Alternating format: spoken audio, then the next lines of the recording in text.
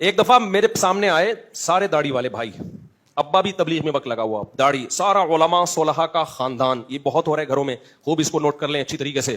بیٹے نے کیا کیا, ابا کے کاروبار کو بہت آسمان کی بلندیوں تک پہنچا دیا.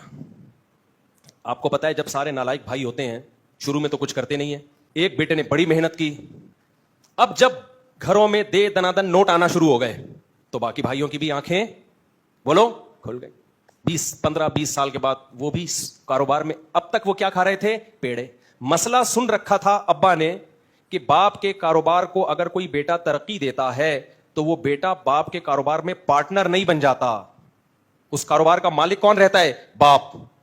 بالکل اسی شرعی اصول کے تحت ساری آمدن ابا کے پاس آ رہی اور ساری گھروں میں مشترک خرچ ہو رہے.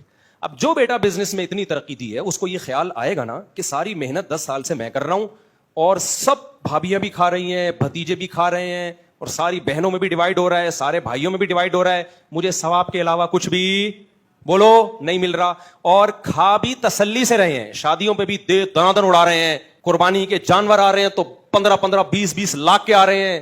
تو اس بیٹے کو خیال ہوگا کہ نہیں ہوگا کہ میرے خون پسینے کی کمائی ہے. اب کیا ہو رہا ہے, ابا کو جب یہ بات بتائی جائے کہ بھائی یہ سارا نچوڑا ہوا اس کو, تو اب دوسرے بھائیوں کو بیٹوں کو کنٹرول کرو نا, تو ابا فوراً کس چیز کا حوالہ دیتے ہیں, میں باپ ہوں, کیا تمہیں مجھ سے میرا احترام نہیں ہے. اب کچھ مذہبی اسکالرز کے پاس جب ان کا یہ کیس گیا ہے تو انہوں نے بیٹے کو ڈانٹا کہ تمہیں شرم نہیں آتی, باپ کا جھگڑا لے کر آئے ہو ہماری عدالت میں, باپ سے لڑ رہے ہو یار تم پیسوں کے, اور کس چیز پہ, نیچ چیز پہ, پیسوں پہ. چھوڑو یار, تمہیں تو چاہیے خود کما کے بھی کس کو دو, باپ کو دو. وہ بیچارہ اور ٹھٹھرتا جا رہا ہے. خوب سمجھ لو, شریعت میں پیسوں کے معاملات میں نہ باپ نہ ماں, پہلے معاملات کلیئر کرو, اس کے بعد باپ باپ ہے, ماں ماں ہے. میں نے ان سے کہا باپ سے اچھا سلوک کرو, پیسوں میں 2 اور 2 4 کی طرح پہلے کلیئر تو کرو, تمہارا کیا ہے, باپ کا کیا ہے, بیٹوں کا کیا ہے, پھر جو تمہارا ہو نا وہ سارا اٹھا کے باپ کو دے دو. پھر بولو ابا یہ سب کچھ آپ کا ہے, لیکن پتا تو چلے تمہارا ہے کیا, باپ کا ہے کیا, بھائی کا ہے کیا, ابھی تو پتہ ہی نہیں چل رہا. تمہیں تمہاری محنت پہ کیا مل رہا ہے, صرف ثواب ہی چاہیے تو بتا دو ابا صرف ثواب کے لیے کام کر رہا ہوں. اگر اتنا بڑا ظرف ہے تو سبحان اللہ. تم تو پیسوں کے لیے کام کر رہے ہو اور پیسے نہ ملیں تو اس سے آپس کا ریلیشن خراب ہوگا کہ نہیں ہوگا, بولتے کیوں نہیں ہو, خراب ہوگا بھائی ریلیشن.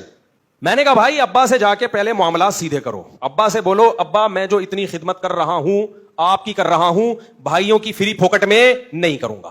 پہلے میں آپ کو بتا رہا ہوں, میں احسان کا قائل ہوں, بھائیوں پر احسان کرو, باپ پر بھی, لیکن احسان کا وہ طریقہ نہیں ہونا چاہیے جس سے آپس کے ریلیشن خراب ہو. احسان کا طریقہ کیا ہونا چاہیے وہ بھی بتا رہا ہوں. میں آپ کو باپ سے ورغلا نہیں رہا, نہ ماں سے نہ بھائیوں سے. طریقہ کیا ہونا چاہیے, طریقہ یہ معاملات کو پہلے صاف کرو کہ میں جو آپ کے ساتھ یہ بزنس کر رہا ہوں میری محنت خرچ ہو رہی ہے, آپ میرے ابا ہیں, تو اگر صرف اپنی ذات کی حد تک آپ کھا رہے ہیں تو مجھے بڑی خوشی ہے. ان بھائیوں کو بھی اللہ نے 2 عدد پاؤں دیے, 2 عدد ہاتھ دیے. پہلے اس کاروبار کو بیٹھ کے اس کی حیثیت دیکھیں کہ محنت میری زیادہ ہے تو مجھے ثواب کے علاوہ بھی کچھ چیزیں بولو چاہیے. تو میں نے ان سے کہا میرے بھائی پہلے آپ بولو ابا چونکہ میری محنت زیادہ ہے, یا تو میری الگ سے کوئی تنخواہ ہو یا کاروبار میں مجھے باقاعدہ پارٹنر بنایا جائے اور پرسنٹیج طے کی جائے میری. سمجھتے ہو؟ کہتے ہیں جب میں یہ بات کرتا ہوں ابا کو غصہ آتا ہے. میں نے کہا ابا کا غصہ آنا غلط,